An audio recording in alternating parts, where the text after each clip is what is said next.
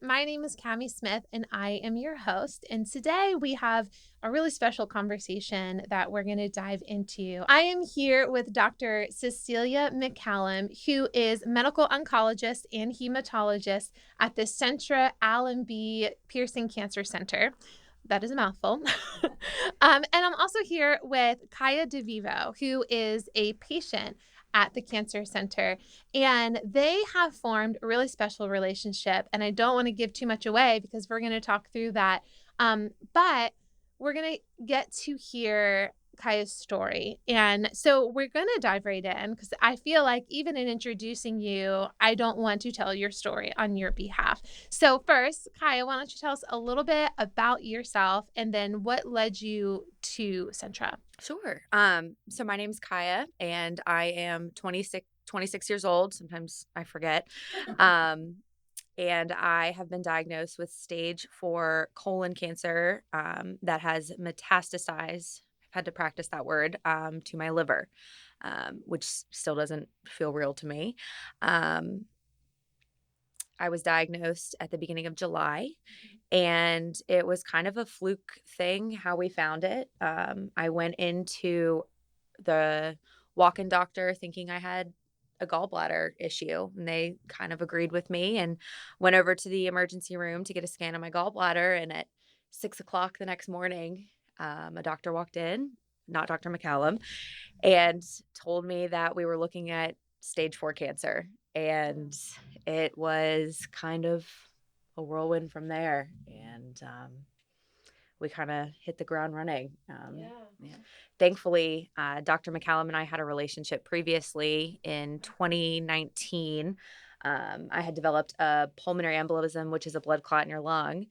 She was my hematologist, so I already loved her. Even though it was something so hard, I was thankful that I already had that trust and that relationship in such an impossible time. So I immediately called in tears, like, help me. And she called me right away, and we hit the ground running. So started out as your hematologist, now you're oncologist, and this relationship is 3 years running strong. Yeah. Okay, so Dr. MacCallum, why don't you tell us a little bit about yourself and what brought you to Centra? I'm Cecilia MacCallum, and I am a hematologist and oncologist. I trained at the University of Virginia. My husband grew up here in Lynchburg, so that was why we first looked here. And I ended up coming here really because the community is so wonderful, and it's such a wonderful place to raise a family. And the medical community is unbelievably strong. I mean, it was so supportive, and I just thought this is going to be a wonderful place to practice, and it really has been. So, I've been here about 14 years, and we love it. And it's the cancer center is wonderful. So we've had a great experience. Yeah. We love working here. And I've heard bits and pieces about, yes, your experience, but also this team that you have around you at the Cancer Center. Can you tell us a little bit about Oh my that? gosh, it is unlike, I have goosebumps even talking about it. It is unlike anything I've ever experienced. The team of nurses, even the greeters when you walk in, the schedulers, everyone from the day I walked in there, even dealing with the hematology aspect, but now so dealing with the cancer aspect, my nurses, their family, I could, sorry, Yeah. they're amazing. They are truly put on this earth to do what they do. They care about you and they listen. There's been times where, just to be completely real and raw, I've had to be wheeled into the center because I'm so sick and I can't walk, and they just hug you and they love on you and they listen to you. And even though it's such an impossible diagnosis, I've never felt so seen and so listened to. If anyone, the nurse practitioners, Dr. MacCallum, the nurses, I'm feeling this way or I'm concerned about this, it's okay. We're going to figure it out. What can we do to make it better? And so I am in such good hands. And I am exactly where I need to be. So. And it's almost palpable between you two. Like, even as you came in and it's immediately like, oh, hi. I mean, is this pretty common at the Cancer Center? And well, why don't you tell us, how long have you been over there specifically, unless you've been there this entire time you've been at Centra? And is this like a common provider-patient relationship? Yeah. So I've been here in Lynchburg 14 years practicing. Our the cancer center, I can't really remember when it was built, but I think but yeah, so we've been on but it doesn't matter what building we were in. It was always the same support. And Kayia couldn't be more right. I mean, it's really a community of people, and cancer is hard, and it's hard on a lot of people, and the medicine is hard, and the treatment is hard, and I hope and I think every single patient feels the way Kaya does. There are volunteers. We have like a little cart they part around, I've and seen the yes, cart. yes, It's with magical. snacks. Yeah, it is, and they even let the doctors eat off of it, which is great. Aw. And so, Yep. and so it's just little tiny things, in addition to obviously the massive and great support. Down from we have a wonderful pharmacy that is in the cancer center. We have private rooms for little cubicles for each patient. You can bring your family now that COVID has settled down a little bit. There are TVs, there's beverages, but really it's they're just so smart. I mean, the nurses that we have, and the check-in people and the phlebotomists, they're just very well trained and dedicated and love the patients. And you can tell, and it makes my job so much easier, and I think a much better experience for the patients. Yeah. I love that. Yeah, it's So, amazing. As much as you are comfortable sharing, you said you ended up in, was it the emergency room, thinking it was gallbladder issue. So, what were those symptoms that led you to even go to see and find out, even from a gallbladder perspective? Absolutely. I was in the best shape of my entire life. I was actually in the gym the day before. I was going to the gym 5 to 6 days a week. I had what I thought was a handle on previous medical issues, pulmonary embolism, blood clotting. I was also diagnosed with PCOS, polycystic ovarian syndrome. So I had a hormonal imbalance, things like that. But I had really what I had thought had nailed down those things. And I had a sharp pain, my upper region. I thought, okay, kind of ignored it. Got sick to my stomach. Maybe I have a stomach bug. Didn't really think much of it. And I got to the point where I was like, I need my mom. We always reach for our mom, I know and the feeling. I've reached for my mom so much. My mom, my grandmother. But previous to that, I had issues with IBS. It's not glamorous. It's not cute, but I feel like so many people, if I say that, everyone's like, oh yeah, we have that. And so didn't think too much of it. I have an issue with gluten, and a lot of people do. And the way that food is processed now, it upsets your stomach. And so I didn't really have too many symptoms that would lead me to believe you don't think cancer, and especially you don't think cancer at 26. So I didn't have any reasons. I don't have family history. We even did genetic testing, and I didn't have anything remarkable that says, oh, this is a big glaring red flag. I think one of the NPs or someone even said you just kind of hit the cancer lottery, and it was just unlucky. So, nothing glaring, but it's just scary. I feel like this is becoming, from what I can see, such a thing, younger and younger. Right. So, Yeah. So you received your diagnosis in the emergency room. Is that pretty I don't know. Yeah. So, and I think the point or the tricky part is you really can't diagnose somebody with cancer without tissue. So tissue is a biopsy. So we rely on actual biopsy to diagnose somebody with cancer. So what happens usually in the emergency room or in the hospital is the scan is abnormal. So that's really all the doctors can say. And what you can say is, we have a very high concern that this is cancer, because of the way, an organ looks or lymph nodes or things like that. They say, well, this is very concerning and it looks like you might have cancer. And then we have to proceed to a biopsy to prove it. And as you know, cancer can start anywhere, and especially in a young person. And so that's a little bit of the investigation process to figure out where it started from, where it spread to, and actually what kind of cancer it is. I did have a follow-up biopsy.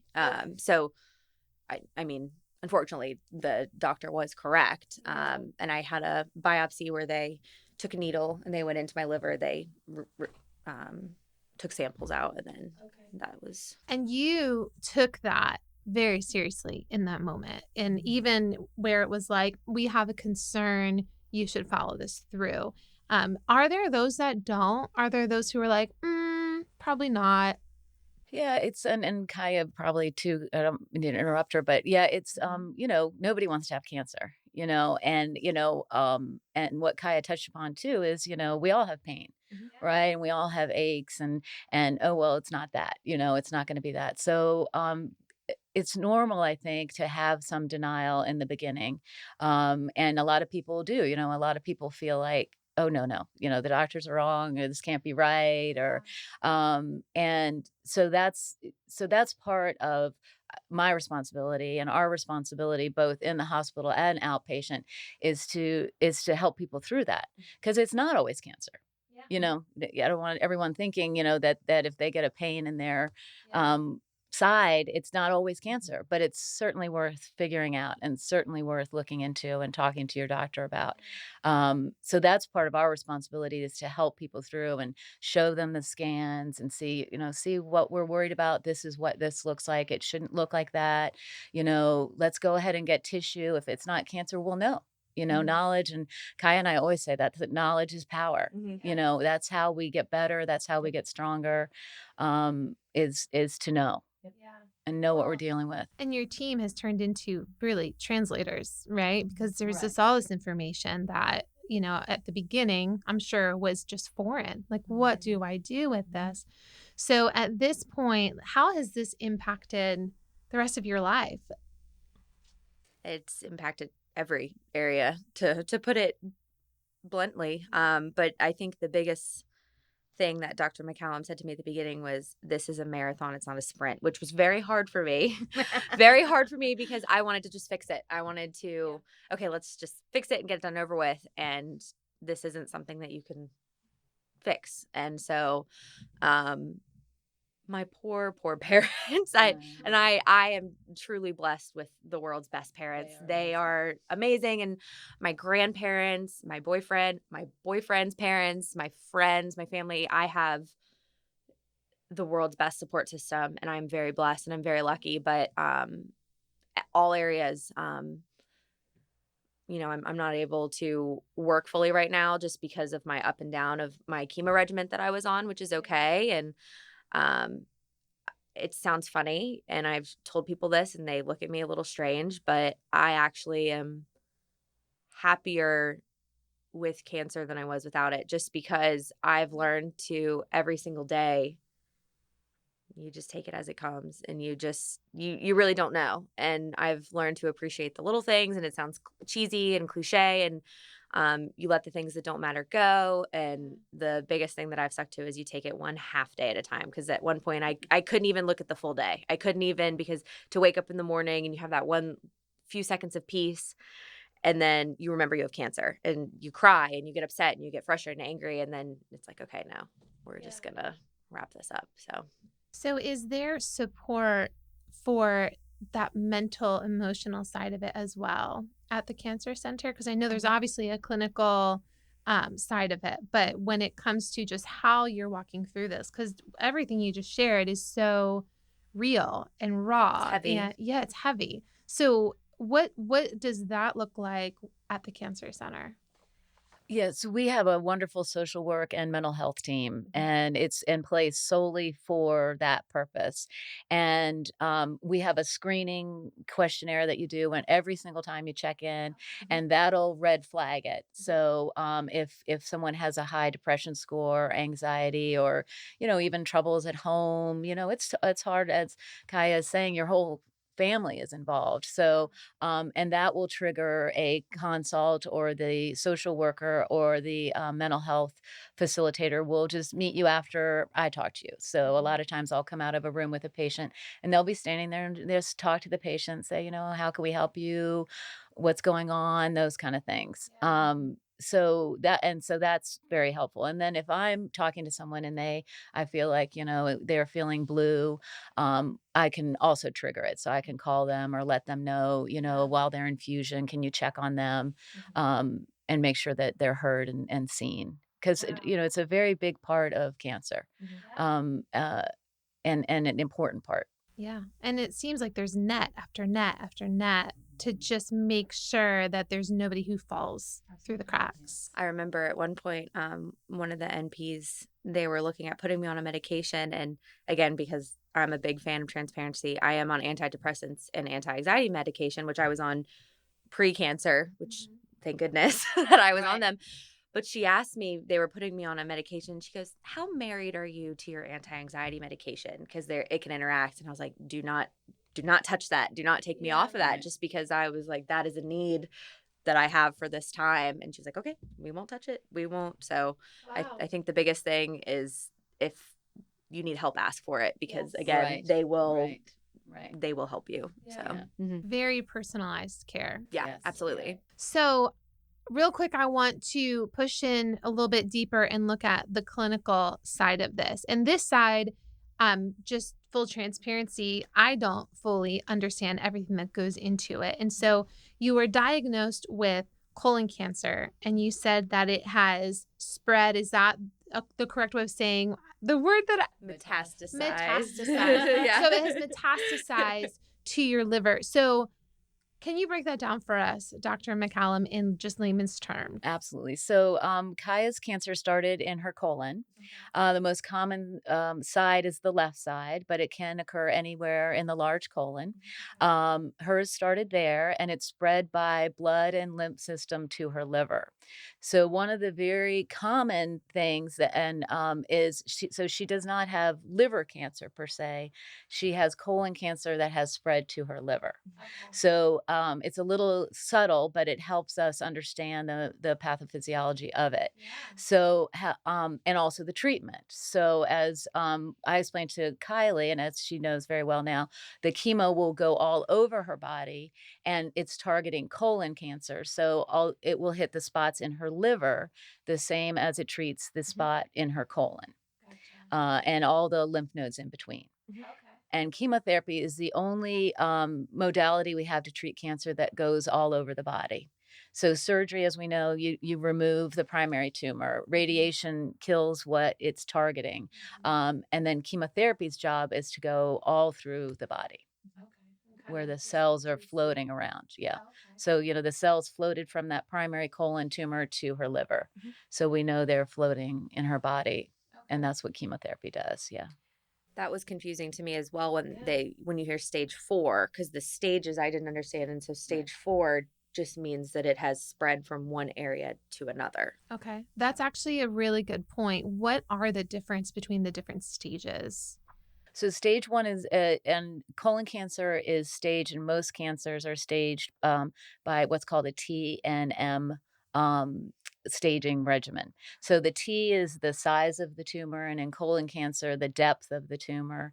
N represents lymph nodes. Are there any lymph nodes involved?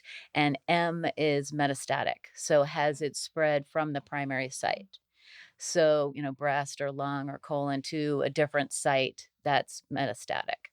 And the stages are based on that. So stage 1 and 2 are differentiated by the depth of the tumor. So the T, how deep it is, how deep it went through the wall of the colon. And then stage 3 means you have nodes.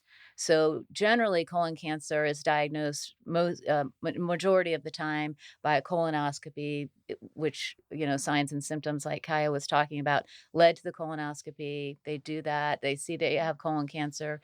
Then they go and remove that primary tumor. So they take that colon tumor out, and they bring all the lymph nodes around. So if any of those lymph nodes are positive, then you have stage 3.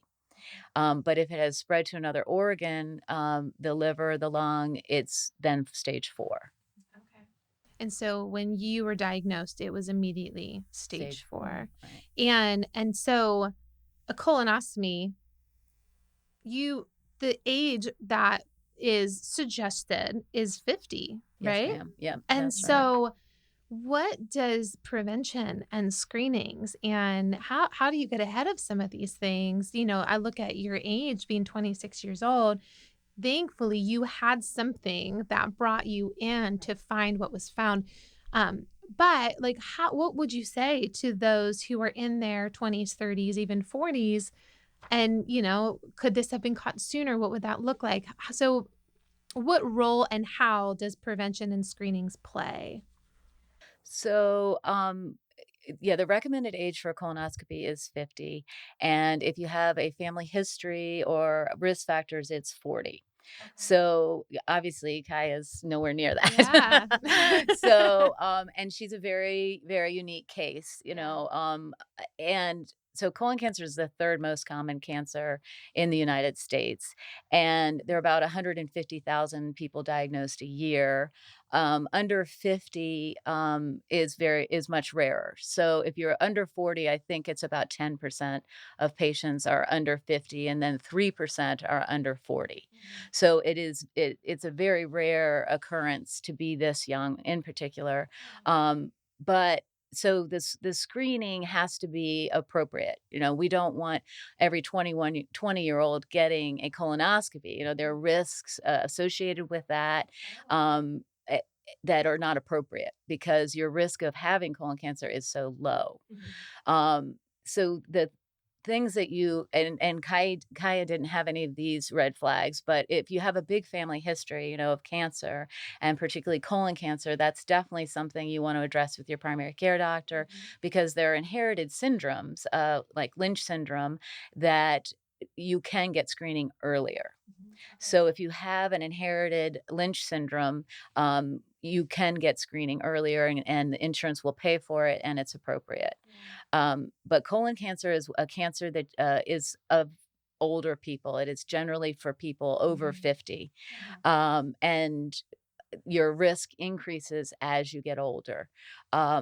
So really you just have to, you just have to rely on symptoms when you're young. And it's rare. It is rare to get it.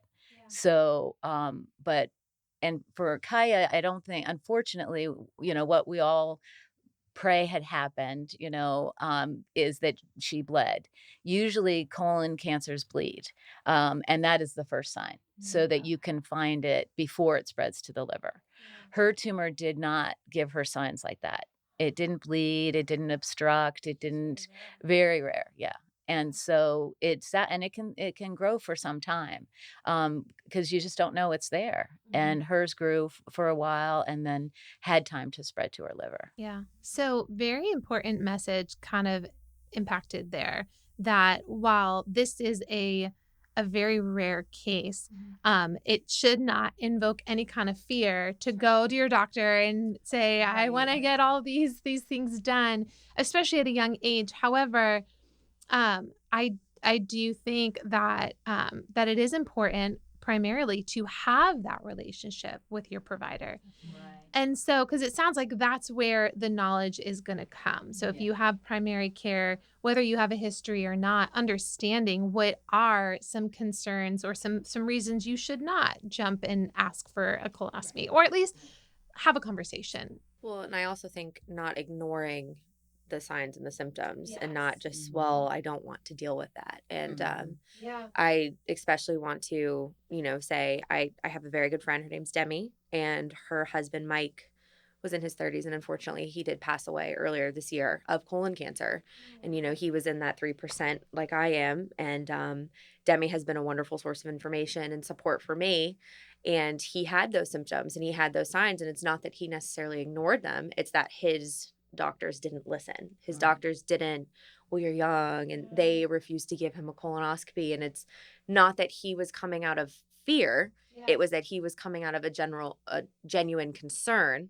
So on the other hand, just like everyone shouldn't be running in fear, it's up to the providers as well if there is that genuine concern to listen. And I think that circles back to what I was saying about at the Pearson Center, I'm listened to with the genuine concerns. So, it has to be a balance. It has to be, you can't panic, but you also need to listen to your body. Yeah. So, Yeah, 100%. Yeah.